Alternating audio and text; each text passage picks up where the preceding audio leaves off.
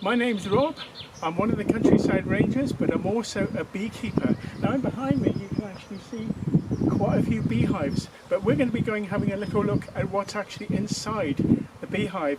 Beekeepers use the smoker as a way of making the bees think there's a forest fire, and in doing that the bees eat lots of honey.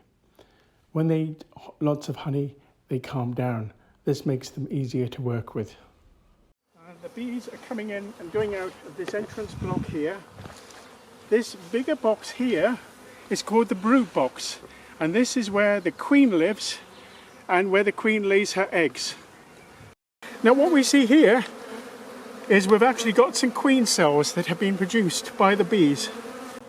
Two cells which are quite long sausage shaped cells. These are queen cells, and inside is a developing queen which will have been fed up on royal jelly. In fact, the developing queen will get fed on royal jelly her entire life, and the first queen out will get rid of kill off the second one. There's another box above this, and that's where the supers are. This is called the super, and the frames in there are used by the bees to collect the honey. In between the super and the brood box is a queen excluder, and it stops the queen from getting up into the super to actually lay her eggs. These bees are contributing greatly to helping us with conservation.